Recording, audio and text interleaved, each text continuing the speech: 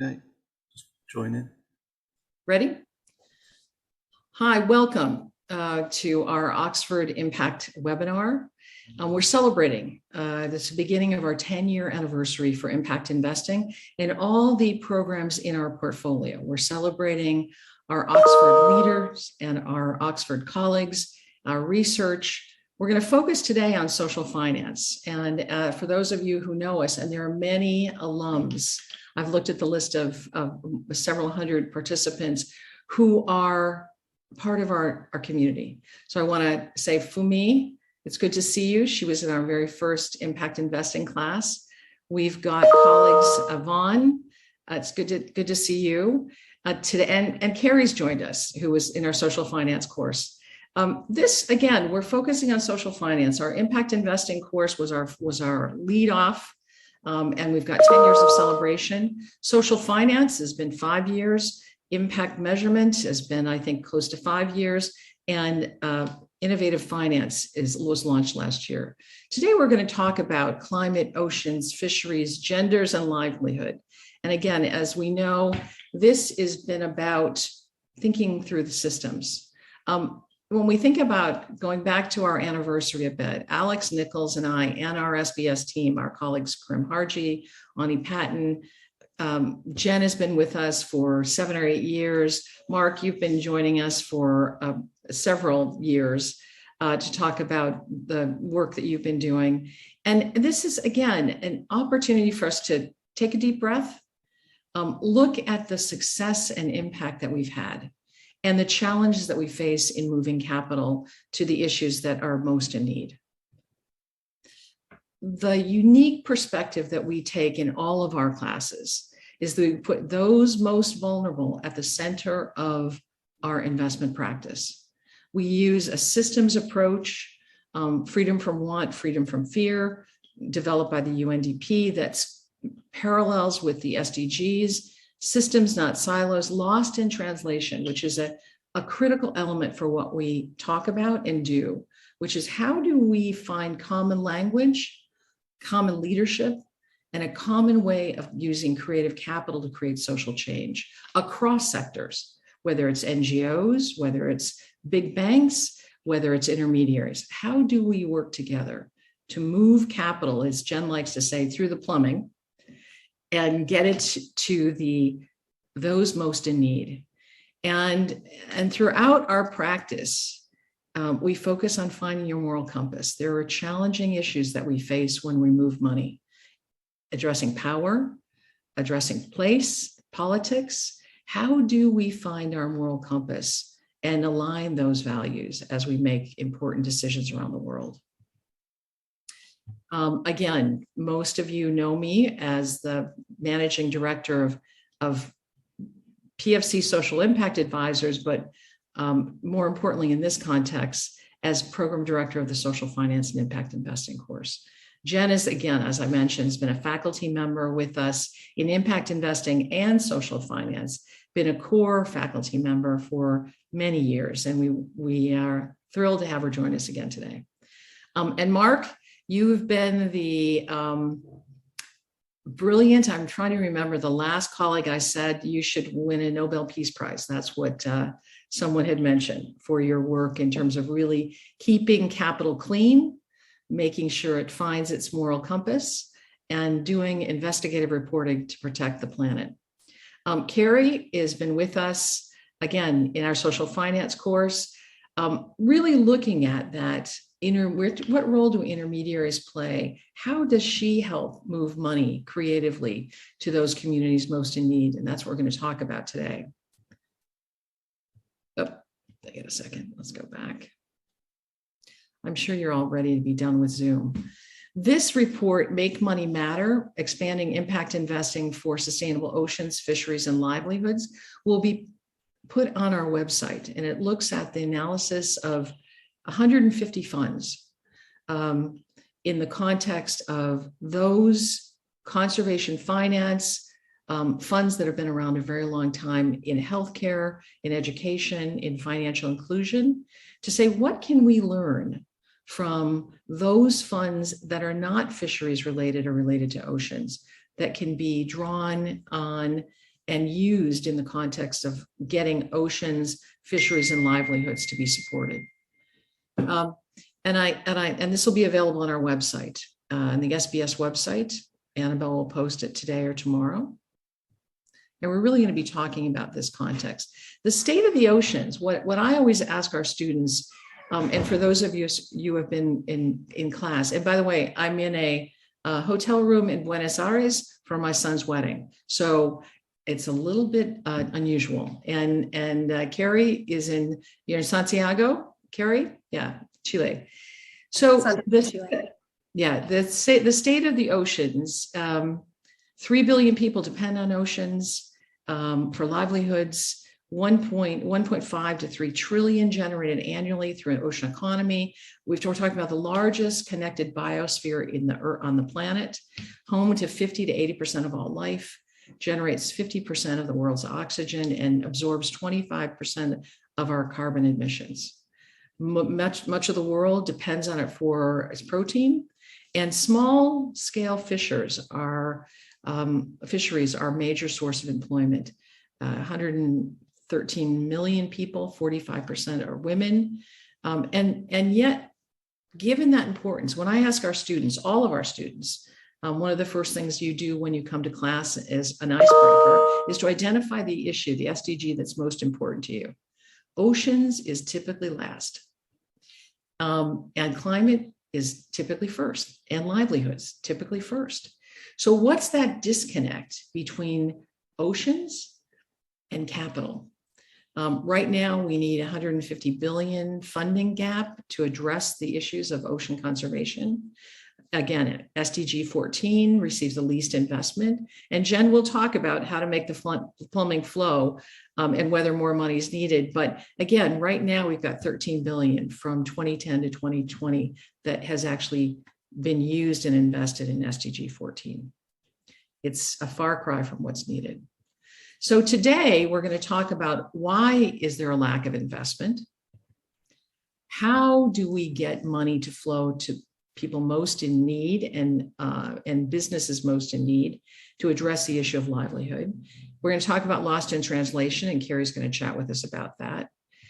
And then we're going to talk about just have a conversation, really be able to have a discussion about what's important to you. And that's how we approach social finance. How do we as a community talk about the issues? So we want you to raise your questions in chat, and we'll continue the conversation.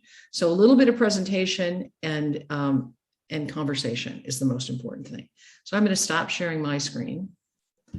And Mark, you're going to take us next through the Capitol. Thank you for that, Gail. Just give me a second and I'm going to share the slides with you and put us on here. Great. So thank you for that introduction. Those that don't know Planet Tracker is a non-profit financial think tank that covers looking at, quite a range of different things, from food, from plastics, from textiles. But one of the big programs is seafood and oceans. We're funded by various foundations like the Gordon and Betty Moore Foundation and Oak Foundation and Minderoo Foundation, amongst others. You can see that on Planet Tracker's website. So the reason why it was set up about 4 or 5 years ago now to investigate the financial risks and opportunities within environmental limits. And we produce research which is aimed at the financial community to facilitate better investment decisions. Now, when we think about oceans, we tend not to think about stock markets. We tend not to think about pension funds. And my background is really that world, looking after investment funds.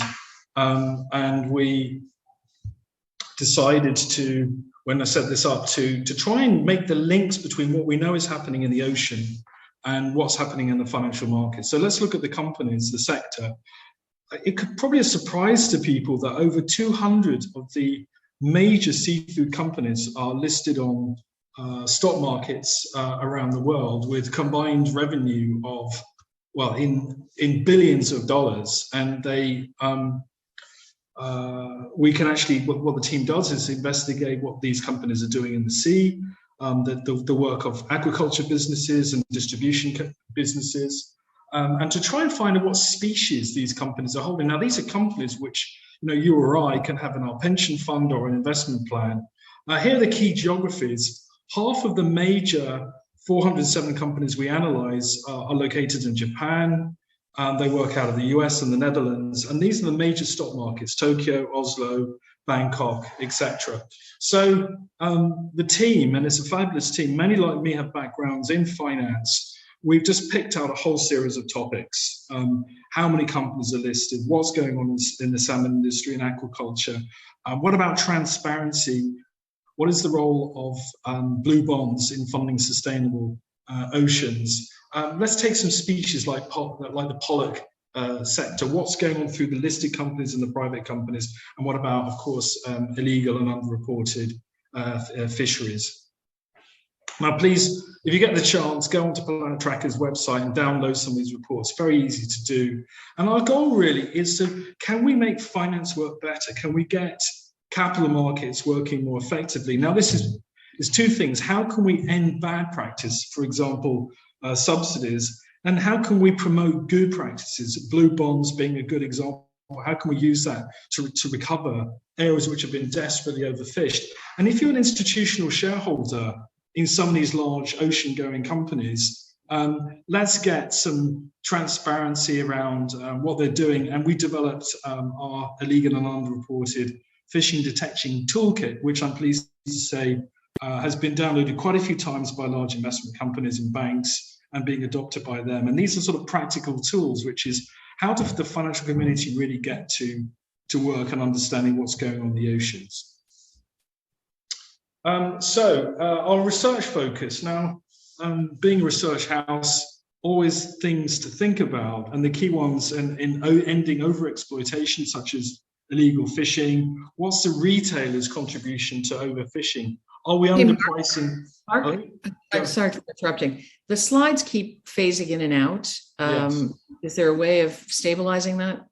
I'm not sure, actually. I wasn't expecting it, but let me, I'm not sure I can stop it now, but let me, it's not a long presentation, so let me continue through. I think it's probably to try and keep me within that timing problem. So look, problems with seafood now. Well, we talked about the contribution of the oceans and absorbing carbon dioxide, and in particular the heat over the last 40 years. And one species of ocean bacteria produces more oxygen than all the tropical rainforests combined. So you can see the importance of the oceans to life on Earth.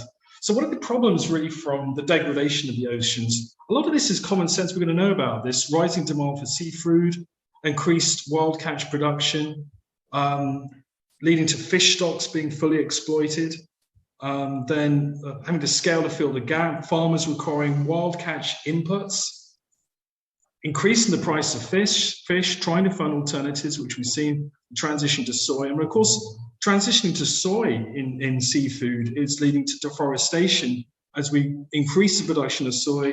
And of course, none of this is easy. So of course, the world is looking for novel ingredients, insects being a good example, new production methods, and of course, seafood alternatives.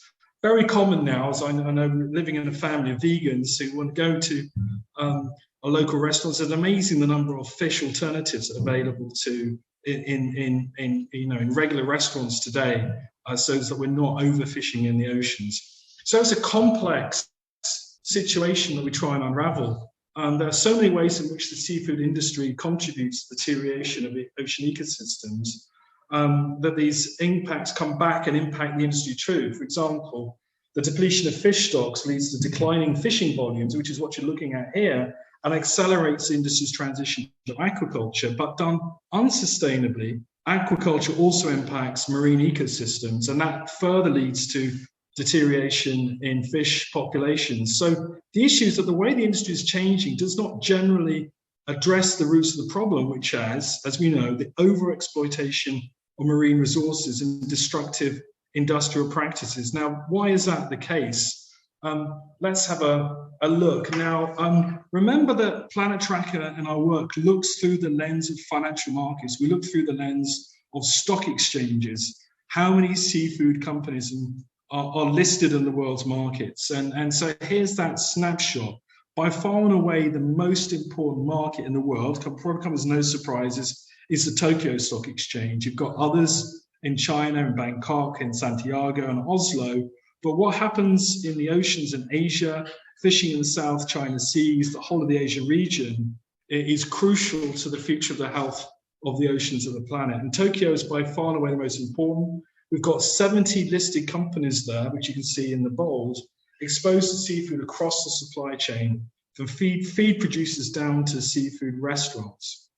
So given that the Japanese waters have been overfished for decades, it's not a surprise, as you can see in this chart, to see declining numbers across the board for seafood production in Japan. That's that yellow consumption declining from the Japanese oceans. And what's all the more surprising is to see that the sales and profits and market caps, which is what the red bar and the blue bar in terms of imports is illustrating. What's happening is that they're bringing in seafood from overseas. And what you can see here from this chart here is the net income is going up, but from the chart on the left, we know that wild catch, got all the challenges there, but consumption per capita is declining. So how is it possible, given the volumes are coming down? And the reason for that is management teams are looking to use techniques to bypass the decline of the natural capital in the seafood industry. Through these mergers and acquisitions that we'll be seeing an expansion outside of Japan to boost revenues, catching fish from other sources and bring it into Japan. And so they're looking at other things like vertical integration and cost cutting to increase the profitability of those companies. Problem is, all those techniques which are in orange there, vertical integration, cost cutting, can only be used for a while. So turning on to my next slide, what we're looking at really here is how seafood companies are seeing how their financials, their profitability is being impacted by natural capital constraints. The more fish you catch, the declining species, the overfishing leads to extensive problems. How do you manage to maintain a growing seafood sector and keep this sector investable? And seafood restaurants were struggling in Japan before COVID with negative and declining profitability and margins, leading to declining returns. And the domestic revenue of seafood retailers and wholesalers have been hit by declining seafood volumes, forcing them to invest much, much more out of seafood. And finally, the margins, the gross margins of seafood producers have been declining as well and are now lower. So now, does not mean that this does not mean that the headline numbers, such as revenue and profits, are declining, but that the fundamentals of what keeps it going are perhaps deteriorating. So the red is the negative trends, declining seafood consumption. The neutral trend is what we've got in black there, and the positive trends are the ones which are there. So the positive trends are in the food retailing, but a lot of the negative stuff is happening in the wholesale and the seafood production, with falling seafood production, which I've highlighted with that red slide here. So what this leads to is a strange phenomenon where the valuation risk for the shareholders, the enterprise value to EBIT multiple of seafood producers went down from 18 times to 14 times multiples in the previous decade, which you can see there on the left, while the same multiple of food producers on the right of this left in 2010 actually expanded by the same magnitude. And similar trends are noticeable amongst retailers and wholesalers. So you've got this phenomenon of actually the value of catching fish from the oceans has been declining in terms of its profitability, but if you distribute it and retail it, that's been going up. So it's clearly been business as usual. This situation of catching more but declining profits is not attractive either for the environment or for the financials. So here's an example that we've picked up, which is the Alaska pollock industry. And it's mentioned as one of the most sustainably managed fisheries. And companies that fish that species are very profitable as a result, about 10 times more profitable than the wild catch division of Nisui, the world's second largest company, a seafood company, which focuses on multiple species, including overfished ones. And they're 10 times more profitable. So what you're looking at here are 3 companies in the blue, which have maintained very high levels of profitability because of their sustainability, whereas a wild catch company, the one that's highlighted in the red, their profitability is much lower, making the point that actually overfishing and overexploitation leads to lower profitability. And another example further down the supply chain is which we computed that implemented traceability would result. What traceability would result in EBIT margins doubling, the profitability, the margins doubling for seafood processors, leading to lower recall costs. For example, as you can see on the right, the average margin of people processing the seafood. Again, a lot of these companies are owned in people's pension funds. These are the companies that analysts are looking at every day. The average margin of processors are at least partly MSC certified, even though we know that MSC certification is not perfect, is significantly higher than the others, making the point again that sustainability of the fisheries resource is crucial. So as I come to the end of my presentation, here's some recommendation that we want to make to disclose more about how you're operating by species and origin. You can be listed on the London Stock Exchange or the Japanese Stock Exchange as a seafood company and not even tell shareholders or regulators what you're actually catching. They need to disclose sustainability policies and how they link with corporate strategies. How is the declining fisheries in the ocean, how is that going to affect you as a future of your company? And our other recommendations, let's try and experiment with innovative financial mechanisms like ending overfishing by coming up with a bond scheme, a blue bond scheme that compensates fisheries for not producing and then let them be rewarded by higher production in future years, and pushing things like traceability solutions. And of course, sustainable feeding is crucial. It's insane that we're catching wild fish to feed to aquaculture or commercially managed fish. We've got to switch out of that very, very quickly. And of course, alternative seafood, plant-based, if we can call it lab-grown seafood, is crucial. And we need to move away from the problems associated with the huge costs, environmental costs of agriculture, of food waste, of practices such as bottom trawling and bycatch in how we operate. I'm going to stop the presentation there, but it's just a snapshot of really what's going in every day in financial markets, looking at the oceans, looking at these seafood companies. And we shouldn't be separating out all this discussion about sustainable oceans from actually what's happening in financial markets every day. Thanks, Mark. That's perfect. Jen? Gail, thank you. Thank you, Mark. Let me pull up. Is it up? Yep, I got it. All right. Yeah, you've got it. Woohoo. Thank you, Gail. And, I'll just give a few remarks that complement what Mark articulated and pull on a few themes and really set the stage for Carrie. As Gail mentioned, Carrie works probably closest to community out of the three of us.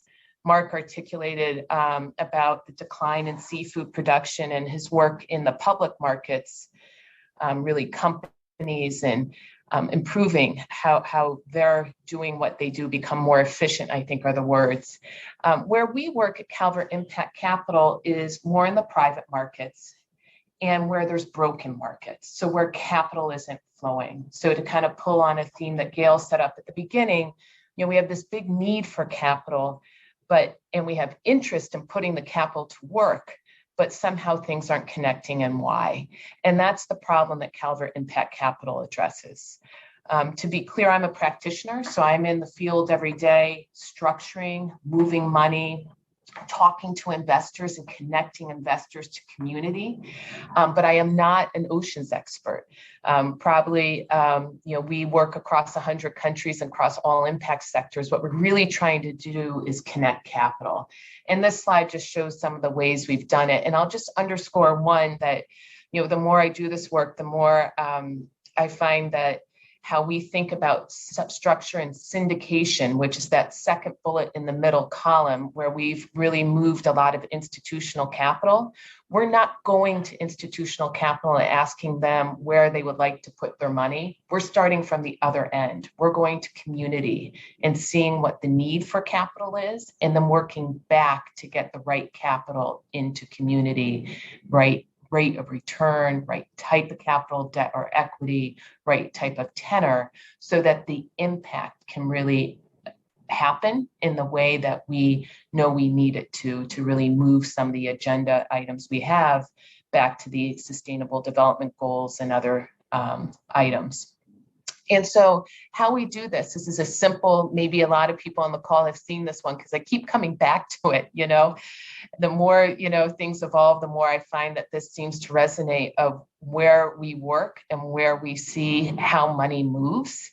And so if I start from the left, what this is looking at is how money is moving out of managed accounts in the capital markets, investor capital, and how it's moving. So this is the plumbing Gail mentioned into communities. And what we see is the gatekeepers, advisors, and institutions.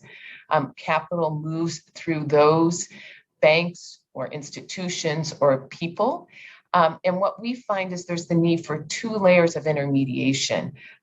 We at Calvert Impact Capital work in this market-facing intermediary silo where we work closely with investors, understanding the needs they have to put their capital to work, both financial and impact. But we also work very closely, as I mentioned before, with community-facing intermediaries. And these are microfinance institutions, community development financial institutions in the US. They can be impact funds, they can be bonds like blue bonds, so financial structures. But what we find is these entities are working in community. They understand the context of who needs the money and how they need it, where the market is broken. And what we strive to do is bring them the capital in that shape and size. And what we find is, in general, that capital is not moving freely or easily through these different intermediaries. It's getting stuck. And so what we've done at Calvert, and then example of how we're getting stuck and where we're seeing opportunities. So what we've done at Calvert is where Calvert Impact is a parent company who have growing subsidiaries. And as I mentioned, we're not ocean experts, but what we're finding is we do need to tailor capital to certain industries, sectors, or geographic regions. So we're continuing to create new products, new on-ramps for investors that address certain issue areas. So you'll see here, small business, for example, is a product that we've just launched. Climate Note, this deals with reducing carbon on commercial properties, and we're having more products come out all the time. Bringing it back to oceans, what I see is we were having a hard time just being in this intermediary space, trying to connect investor capital to community, of creating the products that can really move investor capital efficiently and effectively. This is just an example of where on the left we see great commitments and interest from investors. So the one in green, for example, 30 companies and investors have signed the UN Global Compact Sustainable Ocean Principles. So to us, that's a signal that investors really want to engage. And on the right, this was pulled from nature.com, a piece of a publication from, I think, 2021, really quantifying the investment capital needed to really target 10% of marine protected areas as highly or fully protected. And there's a need right there of just 7.7 billion globally. And that's just to protect marine areas, and only 10%. And so you can see there's a great need. What we're finding is connecting these two is complicated and challenging. And we can go into that more. And I think Carrie will also underscore some of that. But on the kind of bright side of it, what we are finding is we are making progress. On the right is just, I've been at this work for 15, 20 years, and these are different evolutions we've seen at Calvert Impact Capital, where we're starting to move capital through these types of intermediary or types of financial structures to get money into community in the way it needs it. And I really like this quote on the left. It was from the Asian Development Bank, when they launched their Blue Bond this last fall. And I'll just underscore this quote. The funding gap to support healthy oceans is getting wider every year. And the scale of the problem requires a leap from small transactions to transformative market deals, innovative financial products like blue bonds, diversify and expand the investor base, therefore increasing the amount of capital that can be invested in oceans health. And that's really what we're trying to achieve here, and where I know our conversation will probably go. So Gail, I'll stop there and I'll pass it over to Carrie. Fantastic. Thanks, Jen.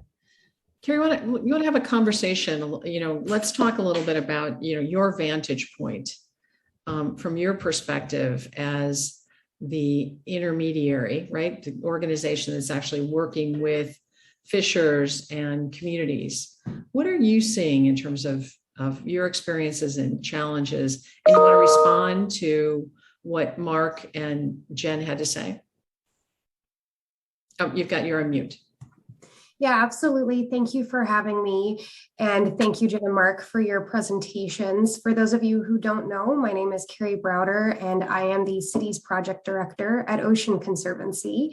And my work is managing partnerships between our impact investors, the ocean community, and cities locally, particularly in Southeast Asia and Latin America, to find ways to improve investments in order to, in my case, curb plastic waste from leaking into the ocean, which ultimately does impact fishing stocks and the ocean ecosystem in general.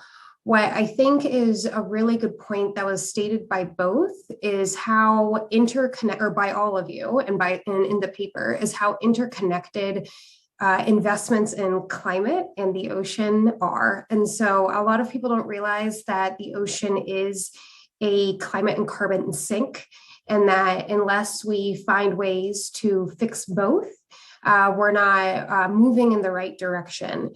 And I think that the models that were explained and the show of funds that both Mark and Jen expressed are what we're seeing. The issue that comes up in the paper, and what I'm hoping my team and what teams in the future can work to improve, is how we manage the relationships and the knowledge sharing between those on the ground and those who are managing the finance, so it doesn't get lost in translation, to use the words from the paper. So oftentimes it's on two sides. I think we all come from our own area of expertise, whether or not you're a local fisherman or someone who works locally in waste management, and then the finance. So in some cases it comes from the UK or the US, but by the time it reaches people locally, it might be through a local CDFI, or you might receive a grant through an international institution like mine. And I think for me, where I've seen a lot of disconnect is set expectations from the beginning. So I think those who are sort of at a high level, who come from the impact investing side, they are thinking about their incentives sometimes are not necessarily aligned with the incentive or knowledge of those who are working locally. So through my program, which is called Urban Ocean, we work with municipalities mostly and help them understand what it is to build an ecosystem that would allow those who are interested in investing in businesses to come in with confidence.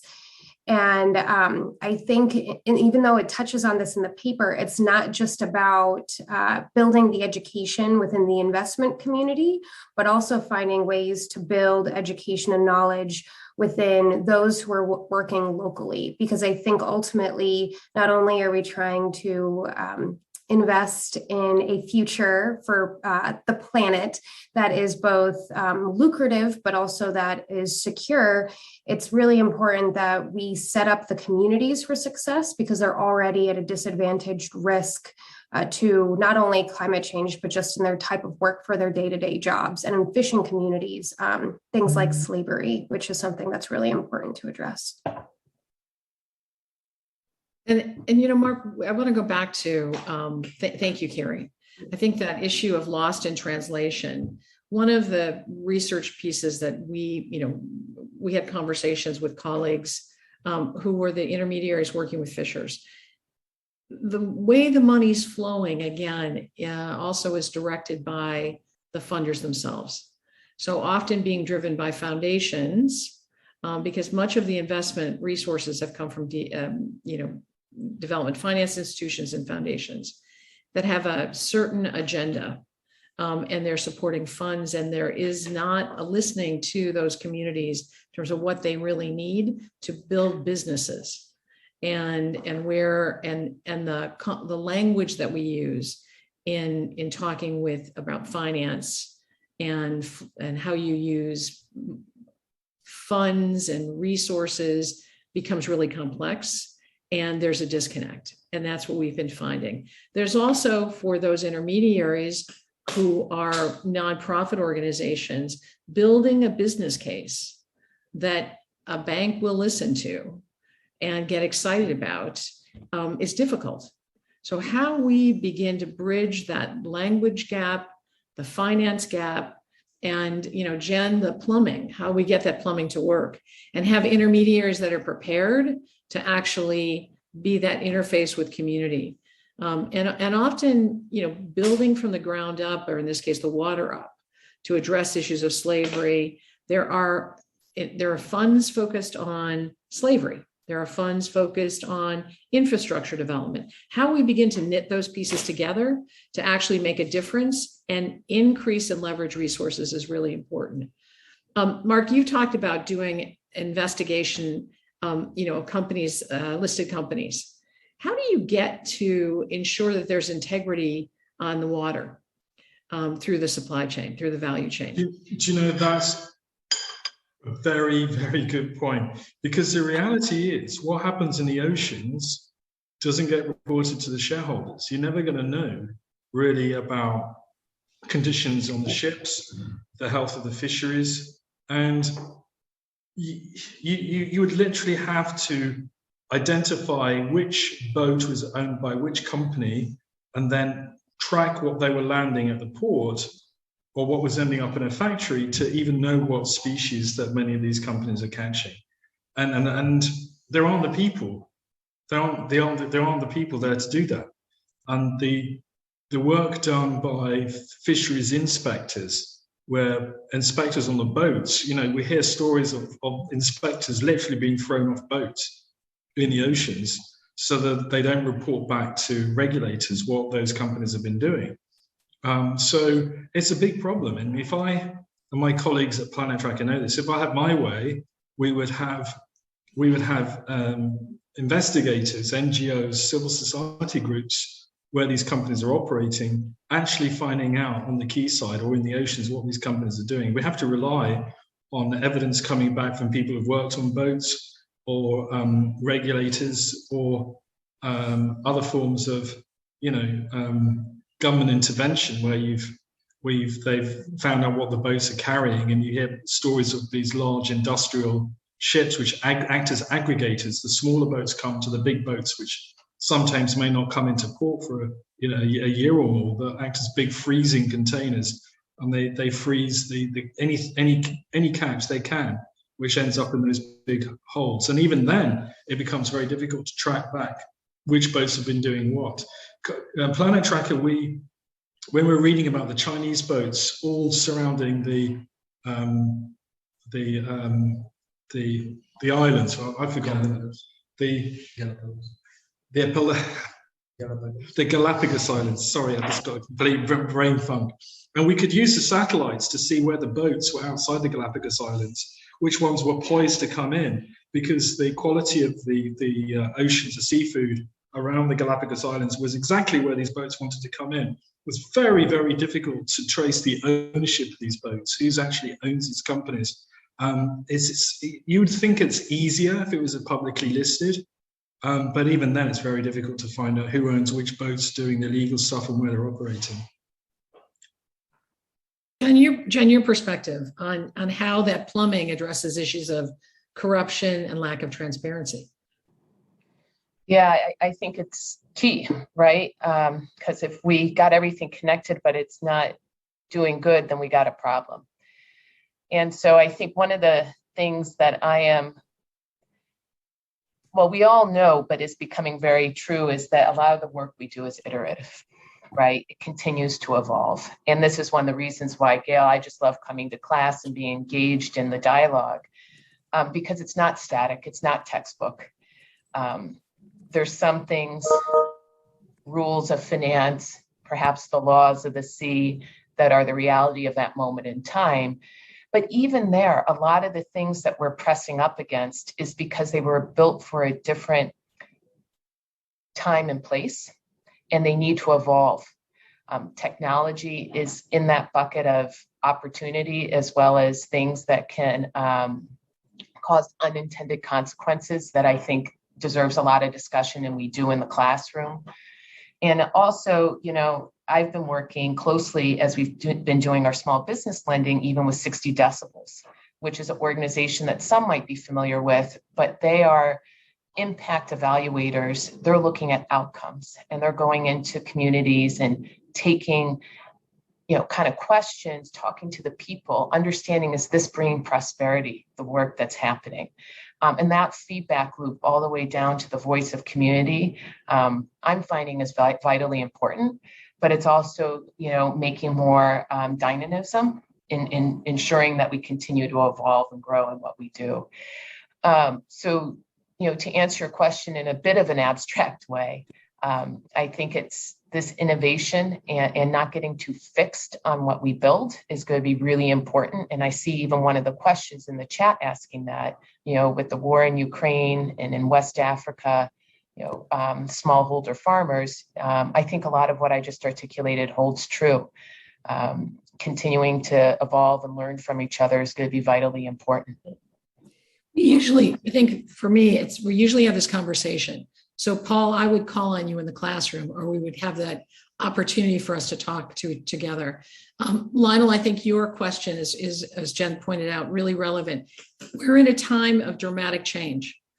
Whether it's war in Ukraine, whether it's really a sense of urgency of never before on climate change, and that connection to power and oil and gas, and how we use our capital to create the change that's necessary in a time of crisis. And that's really, for us, the social finance perspective. In impact investing, I want to just really, really clear, impact investing for us at Oxford is the nuts and bolts of deal making. Social finance is how you put those pieces together and move capital, blended capital, from foundations, whether they're small or large, moving into development finance institutions, impact investors, and traditional finance. So we work across that spectrum to create that kind of systems change and deal making. It's much more holistic than impact investing. It talks about leadership. We use case studies in a very different way.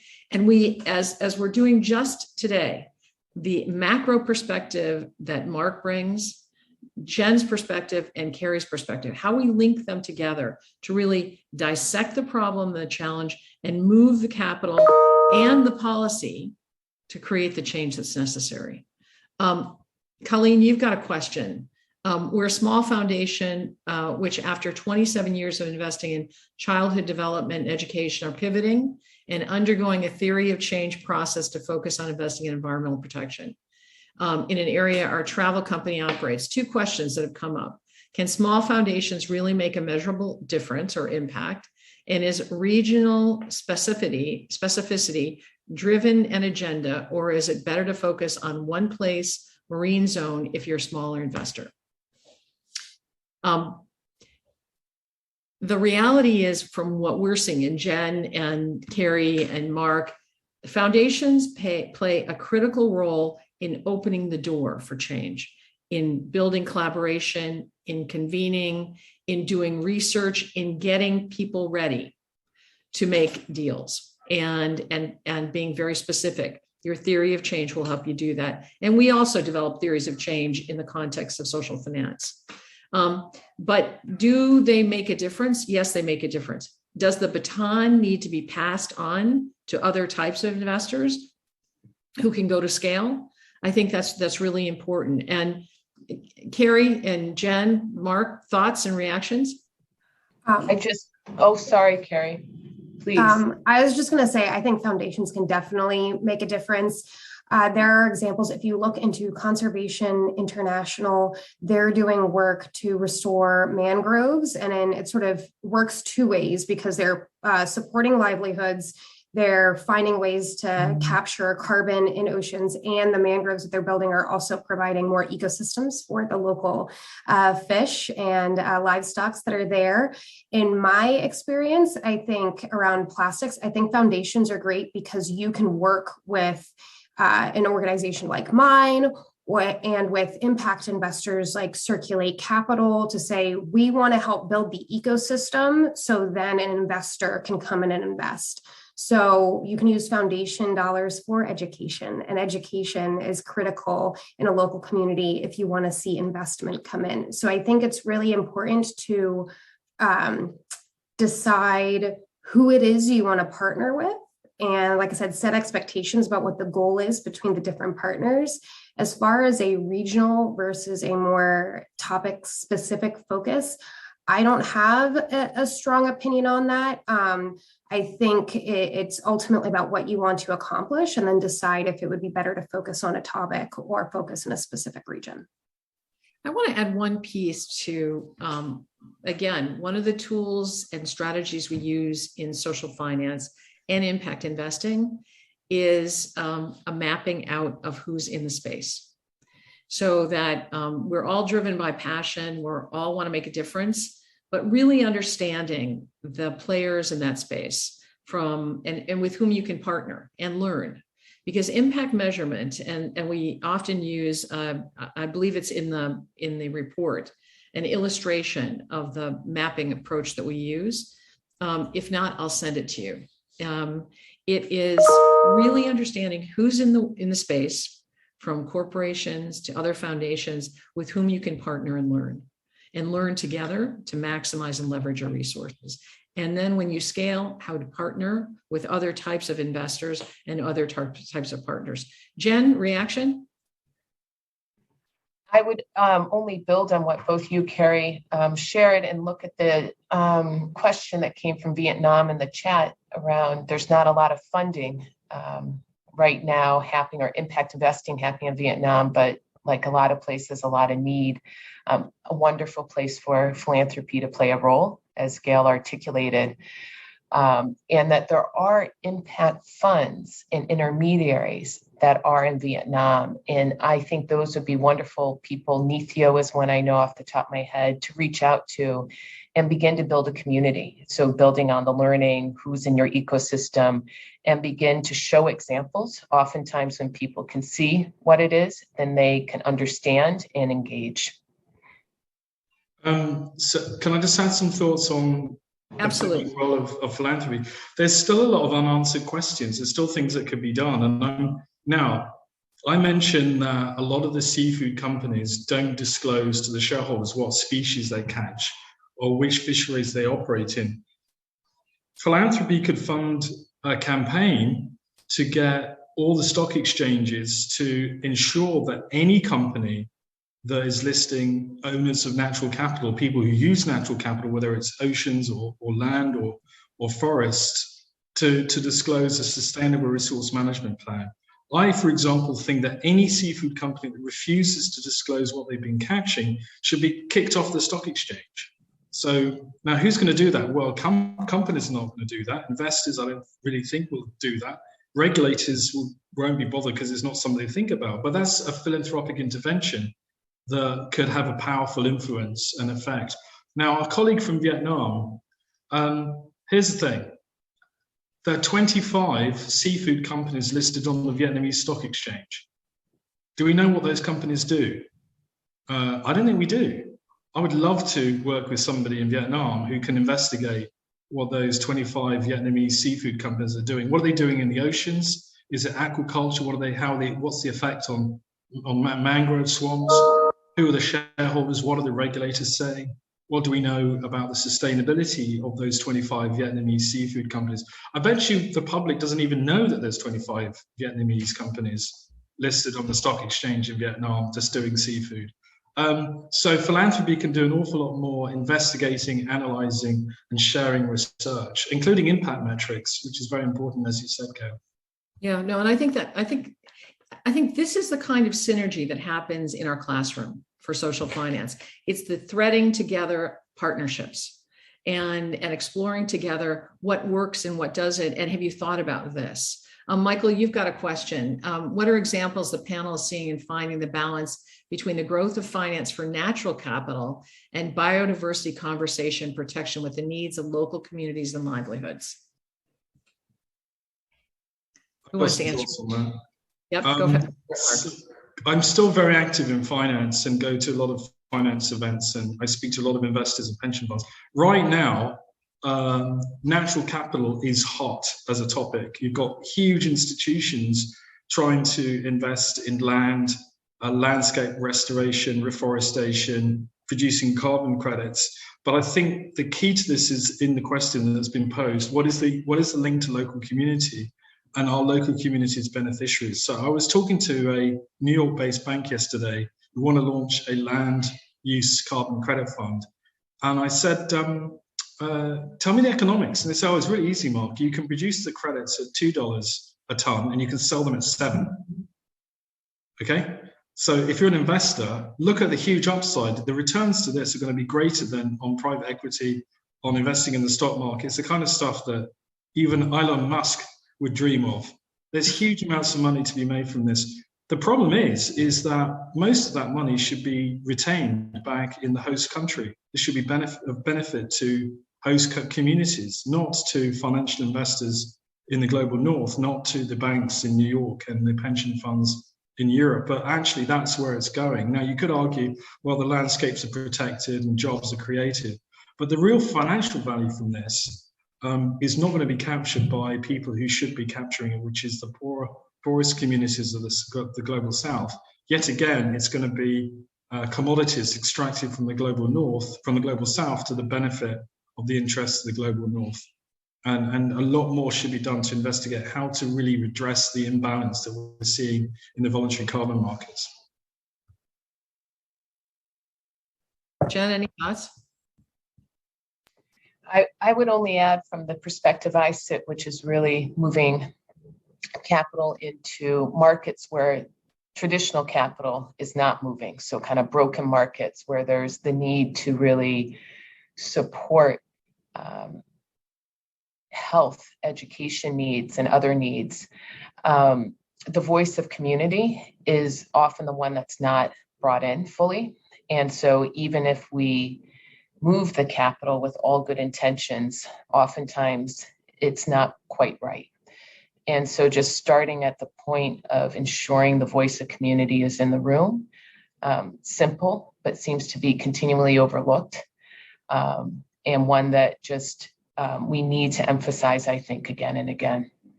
Yep. And I think, Jen, that's the piece of getting money to community and Carrie and Mark making a difference. So it's also understanding whether you're having impact. And often as we're building this system, the research that we've shown is, and seeing what we've seen in our analysis, is the intermediaries aren't ready. And they're unable to really move out of the space, and they have to walk that. Jen, you're an unusual person. Mark, you're an unusual person. Carrie, you've got finance skills and you've got community skills. You understand what it takes to balance all those pieces. Building a business case to sell a deal to a Credit Suisse or a Barclays is not necessarily easy to do. So how one walks in to get money from banks that are not used to dealing at that scale with those issues without a profit margin that's obvious and clear and clean. So how do we recreate an economic structure that has the safeguards and the analysis to protect us as a world and a planet, the fishers who are doing the work, and those of us who consume, and it ultimately address the issues of climate change. How we maneuver new ways of thinking and acting is really what our social finance course is about, and finding our own, finding new perspectives and listening to those new perspectives. Any other questions that have come in that we want to address? Lots of kudos. Lyle, did we address your issues sufficiently? And I'm looking at, again, how do we hold the perspectives true in the years to come, given context? Russia-Ukraine crisis, the impact of commodities price, the livelihood of rural communities, for instance, and or what has changed or going to change in the particular area of agriculture-based economies like West Africa, so that the attainment of SDGs is credible and verifiable by 2030. Big issue, big question. Thoughts from our panel? Last question. Gail, I'll just go back to something you said of investing in intermediaries and that opportunity. You remember with the Blue Bond, the Seychelles Blue Bond, and we brought in the administrator of that program to learn that she was given a budget to put the money to work in communities and collect the data that was, I loved how you said it, equivalent of a bake sale. Yeah. That is a problem. We need to ensure that we fund the communities, the intermediaries near the ground, so that they can be nimble and respond to the types of dynamism that question highlighted and you have highlighted. Because if they're not financially strong, they can't be nimble. Right. Mark, thoughts? Then we're going to turn it over to Annabelle after you and Carrie have gone on to share your ideas. And Lionel, you've added another question. No reactions to this one at the moment. Yes. Yep. Go ahead. I would just say one thing that I've seen to be helpful in tracking is to include a local implementation partner like a university or some sort of a cooperative from the beginning. I agree with Jen, they need to have funding, but I think they come from a unique perspective, and we'll have some of the tools to do some of that impact tracking and baseline reporting. And they are also like the local university systems, I think, are oftentimes overlooked and can be an asset when putting these sort of plans together. Mark, thoughts? I was just thinking about, do you remember the Mozambique tuna bond scandal with Credit Suisse, where a couple of $1 billion of bonds were sold off the back of tuna boats in Mozambique, and it turned out to be a huge fraud. Instead, the money went for gun ships, and it went into people's pockets. Actually, it was Kroll Associates. You heard of Kroll, Kroll. They did the investigation, and I think we should, in these complex cases of financial fraud involving natural capital, whether it's oceans or land, forests, commodities, we need to build the skills within the nonprofit sector. Like a Kroll, we need to investigate, we need to unpick, we need to unravel. But when it comes to financial crime, the Panama Papers tells us a lot of the seafood crimes were run through companies in the Seychelles and Mauritius. We need to unpack that and keep remembering that the local communities are being ripped off by huge multinationals backed by anonymous banks. And I think our work here, I mean, this is obviously quite a negative bit. This is the reality of what's going on. We're talking about, in the case of the tuna bond, this was $2 million. We talk about $20 million or $10 million going into community fishery as if that's a success. Of course, it's a success. But against the scale of the ripoff that we're seeing that happens through financial markets, we have to put it into context. And of course, we need the skills and the talents of the Calverts and others to build the financial products that bring the solutions to these massive problems that we're facing today. And I think that, to end on a happy note, a positive note, Again, what I find amazing in our community, and many of our colleagues are a part of this, is that this is about, we're dealing with the most difficult issues in the world. How do we use capital and our partnerships to leverage knowledge and money and to do good? And that requires a variety of skill sets. Annabelle, do you want to say something very quickly? Thank you, Gail, and thank you everyone for coming today. It's been a really interesting discussion, and I think lots of literal food for thought. We are hosting our social finance programme this September, which we're really looking forward to. And actually, off the back of that, this year for the first time, we're running a reunion for our alumni on the weekend of the 17th and 18th. So we're excited to hopefully bring back about 200 alumni of our impact programmes back to Oxford. If you would like any further information on the programmes, please just get in touch. I've dropped my email in the chat. We'll be sending an email to follow up with a recording of this webinar if you'd like to watch it back, and also a link to the report as well, so you can read that in your own time. But thank you, everyone. Thank you, Jen, Gail, Kerry and Mark. Lovely to see you all. And we will see you all soon. Thank you. See you soon. Thank you. Take care. Bye. Bye-bye.